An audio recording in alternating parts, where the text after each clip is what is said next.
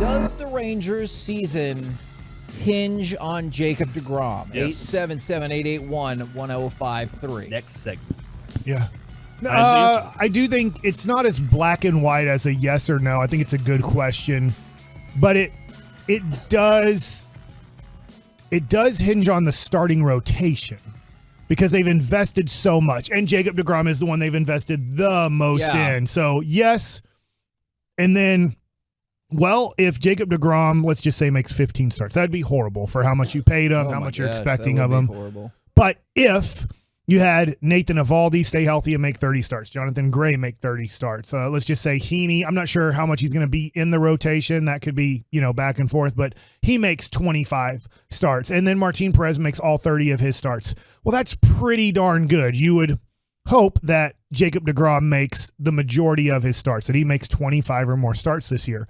But if all the other guys stayed healthy, you could probably get away with it, but that's probably unlikely. So there's a lot on Jacob deGrom every fifth day to probably give you, not on his record books, but give you 20 wins this year, that he contributes to 20 wins this year for you. Yeah, I think that's that next level of being like a really good team is what you're kind of hinging that on. I think with Eovaldi and with what you had with Gray and Martin Perez, you can be a competitive team.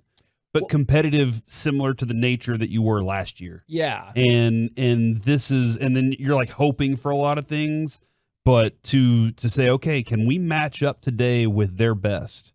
You know that when you have deGrom on the mound, there's potential that you're going to get a no-hitter that day. Sure. And so like that's the excitement that comes with it and the confidence that your bats can get from it too. So there's a variety of things at play that I wanted to focus in on Jacob deGrom, good, bad, and middle of the road. The middle of the road is, well, ESPN is saying that they believe the season hinges on Jacob deGrom. Then Yahoo listed their most likely fantasy bust candidate from every single team, and Yahoo listed Jacob deGrom.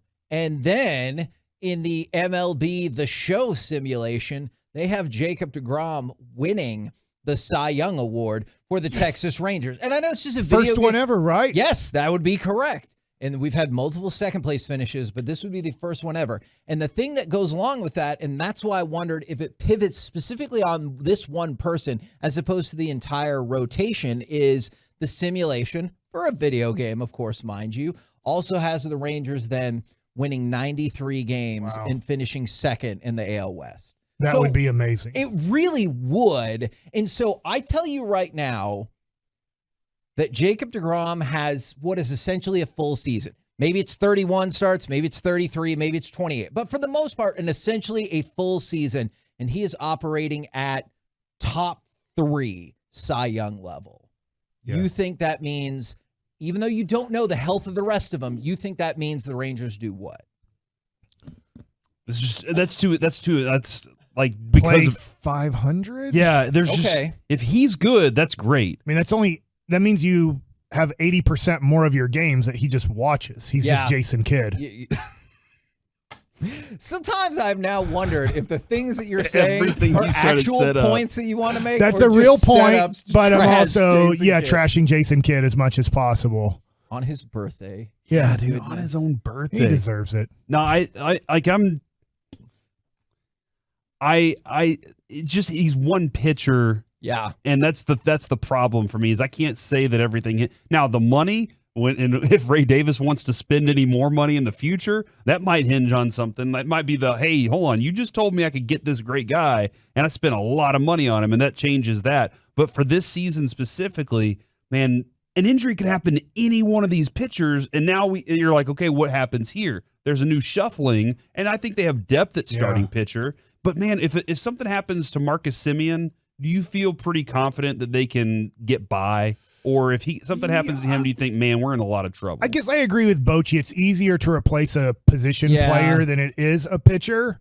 But that would hurt because right now the back half of your lineup is a big question mark. You're hoping that Josh Young hits well, or Leody Taveras when he comes back from injury, which looks like it'll be quicker than initially thought. You're hoping that Robbie Grossman in left field, or your first Eventually 4 or having 5 Carter guys get are like, hey, we're pretty solid there. We might not be the best, but we're pretty solid. But what are we going to do 6 through 9 in our lineup is kind of a question mark. So if you lost a Simeon or a Seager for an extended amount of time, that puts a little bit more pressure on your other guys to carry the lineup.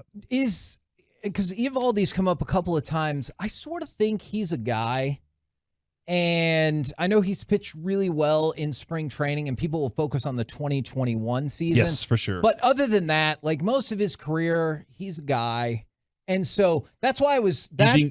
Who are we talking about? Eovaldi? Eovaldi. Yeah. You now pair him up against Dane Dunning. Is he better? Yeah. More experience. He knows how to pitch. Sure. So I totally get you. But what about better than Cole Reagan? This team, Probably. Well, I mean, after that last interview, he didn't do that great. What's amazing about Eovaldi was the 2018 playoff run. Yes. He was the best pitcher, arguably the best pitcher on the Red Sox for that playoff. And the thing is, Kevin, you look back at last year.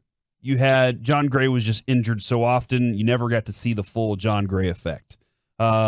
Martin Perez was your best pitcher. Yeah. And very good. So when you talk about Eovaldi being a guy, he's not deGrom. Or even close. He's in the mix with Gray and Martin Perez, though. I forget his contract, but isn't he kind of going into the season as our number 3 or 4? Eovaldi, I'll look at his contract just to be sure. But it feels like he's your level of, you just bump most of your pitching staff into the minor leagues because of what you did this offseason and last offseason to put yourself in a 1 through 4 situation as being better. And whether or not Heaney works out, that's a different situation. That's a different story.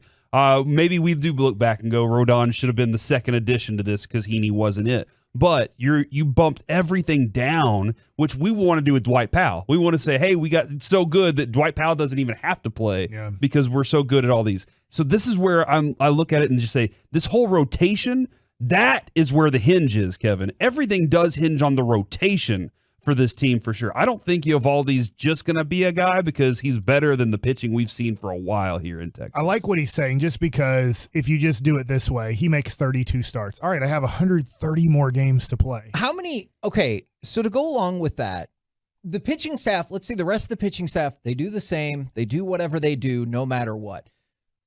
5 starts of deGrom versus 32 starts. How many wins do you think that equals? deGrom's 32 starts this year versus if he got hurt like straight away and he got 5 starts. Okay, so kind of a little bit of war, right? Wins above replacement. Because somebody brought up what they're worried about is deGrom is the A-Rod, where he has a fantastic season. Everyone's like, that person was awesome. Diamonds surrounded by trash. But your team still stinks. Yeah. Yes. So this is, and I don't think it will be this year, but this is how you have to look at it, which it's very tough for people to look at it this way because it's the only sport where you're changing your most important person every day. You only get to have your quarterback play every 5th game. And so when deGrom pitches, he can affect the next 2 days. Now, he's not a guy that goes super deep into games, but if deGrom has one of those stud games where he throws a complete game or 8 innings and you only have to use 1 relief pitcher, that helps you out for 2 straight days. So now in the 4th inning, if John Gray's struggling to throw strikes and he's given up 3 runs in 4 innings and he's throwing 88 pitches, you can take him out going, everybody's fresh. I got a full bullpen right here. And a lot of times we don't look at it that way. We don't see that. How much did that help? And I know it's a different sport, but Draymond Green, like after Steph Curry blew by Kleba last night to win the game. Well, where was the help? Well, Draymond Green made sure there was no help. There's no stat on there. There's no assist. There's no rebound. There's nothing here. It's like, no, he did a great job of boxing out Reggie Bullock so there could be no help on that. And so sometimes a start actually helps you the next 2 days where you can really use guys that would have been used up. So I would say deGrom, if he's completely healthy for 32 starts, he is going to help you win 22 games. I think out of those 32 games, you would win 22 of the 32 games that he pitches in.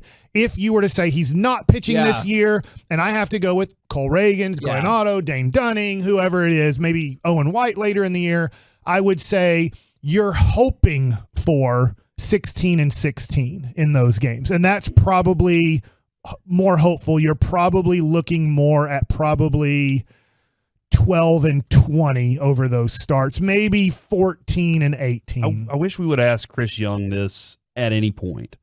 When you signed deGrom, is it? I feel like part of it is the regular season, but are you really signing him to compete in a playoffs? That's what you really want him for. That. And you got to get to the playoffs. And the Rangers have to. I don't think this year is we have to cobble together a starting rotation, or we have to cobble together a team to be able to compete to get there. They're close enough. They're in a position where they can approach that. But it's not cobbling. But you really have deGrom for whenever you get to the point, which I think next year could be it, where you're going to be in contention all the time. You need an ace, and they have the ace to do it. So that's where I sit with my comfort level with deGrom. Still. And one of the things that's fascinating about that and about what Mike said in terms of maybe it's a 6 to 10 game difference.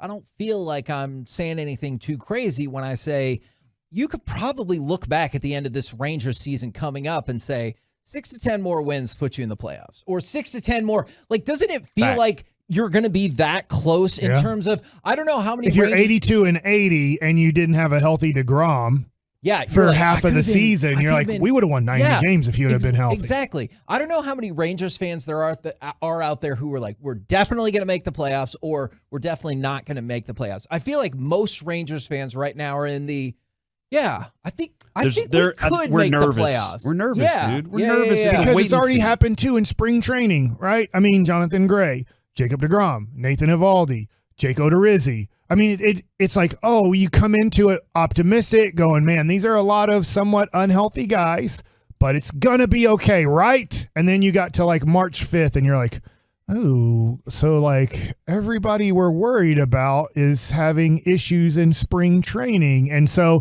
now we're getting closer where, whatever it is, 5-10 days away. You're 1 week away. And how many days are in a week? 7. Okay, I'll go with it. Depending. I'll go with 7, okay? Because the game would be starting in 2 hours and 45 minutes. Give or take, yeah. Okay, so it looks like everybody that is really important to this Texas Rangers team, including obviously Jacob deGrom, who we're talking about, looks like they'll be ready to start the year, right? Odorizzi probably not, but I need to check on that. Yeah, no, I think you're probably right about that. But I'm not trying to take a shot at Odorizzi at all. He's not that important to your success. He can help, but he's not Jacob.